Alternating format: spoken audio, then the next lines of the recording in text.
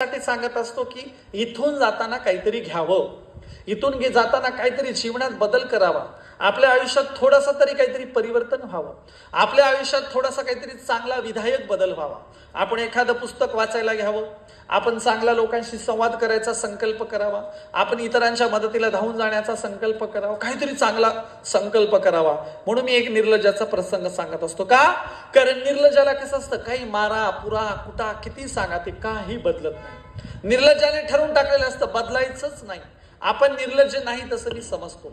एक निर्लज्ज तिजोरी फोडायला गेला आणि तिजोरीवर हातोडा मारणार, तोच त्याला बाजूला एक पाटी दिसली. मध्यरात्री तिजोरी फोडायला गेलता.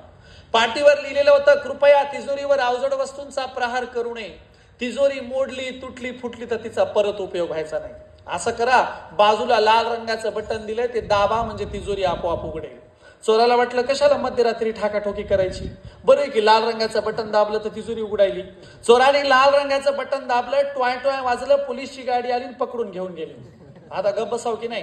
पोलीसवाल्यांना म्हणतंय आपली लय दिवसाची इच्छा होती मला पुलीसच्या गाडीत पुढच्या तोंडाला बसायचं.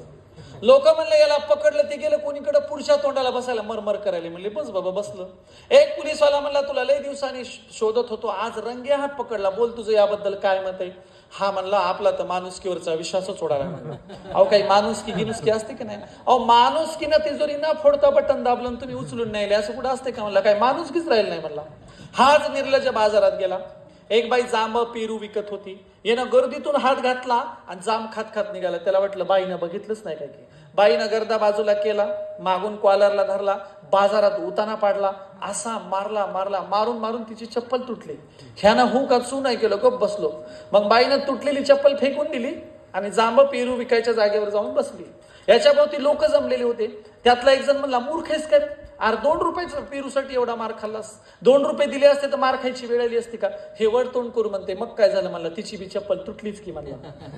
म्हणजे मार खाल्ल्याचं गेलं कोणीकडं, चप्पल तुटल्याचा आनंद. हाच निर्लज्ज एका जाडजूड बाईच्या घरी गेला आणि अंधारामध्ये तिजोरीचं बटन समजून रेडूचं बटन दबलं. रेडू लागला, बाई उठली. जाडजूड बाईनं अंधारात बरोबर चोर पकडला आणि चोराच्या छातीवर बसली आणि नौकराला म्हणाली, जा रे बाबा पोलीसवाल्यांना पटकन घेऊन ये. नौकर अंगणात गेला आणि काहीतरी शोधायला लागला. जायचं ना, ती जाडजूडबाई म्हणली, जा की पटकन पोलीसवाल्यांना घेऊन ये. किती वेळ बसू हिच्या छातीवर? नौकर म्हणाला, बाईसाहेब अंधारात की नाही माझी चप्पलच सापडना. चोर खालून म्हणते, बाबा माझी घालून जाय पण पटकन जाय, हिचं वजन काही सहनच होईना म्हणला. अरे हिच्यापेक्षा ते पोलीसवाले बरे म्हणला, ते छातीवर तरी बसत नाहीत म्हणला. आणि तू पोलीसवाल्यांना आणेपर्यंत माझा दम वर जाते का काय की म्हणला, इतकी जाड आहे तुझी मालकी. म्हणला जा पटकन माझी चप्पल घालून. हाच निर्लज्ज जेलमध्ये गेला. जेलमध्ये इकडून 4 पोलीसवाले, इकडून 4 पोलीसवाले, छाती पुढं काढून चाललाय. जेलर म्हणले याला काय लाज लज्जा शरम आहे का? म्हणले कसं छाती पुढं काढून याले? जेलर म्हणले या जावाई बापू पहिल्यांदाच आले वाटतं. हा म्हणला नेहमीच येतो पण मेहुण्याची भेट पहिल्यांदाच व्हायली म्हणला. जाताना जेलर म्हणले इथून गेल्यावर चांगलं वागावं, चांगलं बोलावं. सांग बरं इथून गेल्यावर कसं वागशील? हा म्हणला बाजारात जाईल. जेलर म्हणले बाजारात कशाला जाशील? हा म्हणला बॅटरी विकत घेईल.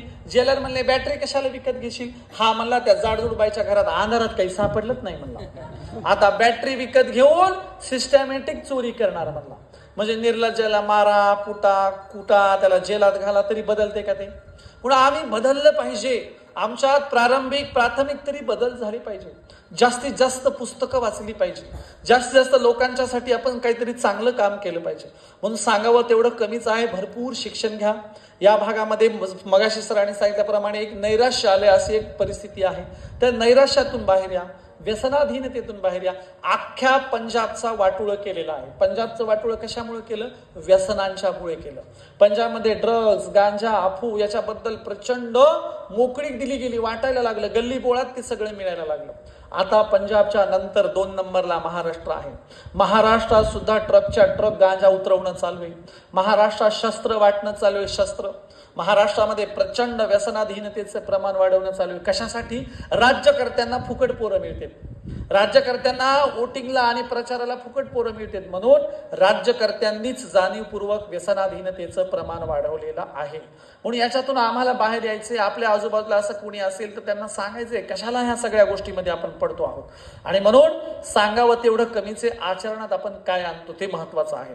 आणि म्हणून आपण सगळ्यांनी या भागामध्ये आणखीन काही वेगळ्या अँगलने सामाजिक काम करता येतं का ते बघितलं पाहिजे आणि चांगल्या पद्धतीने जीवन जगलं पाहिजे.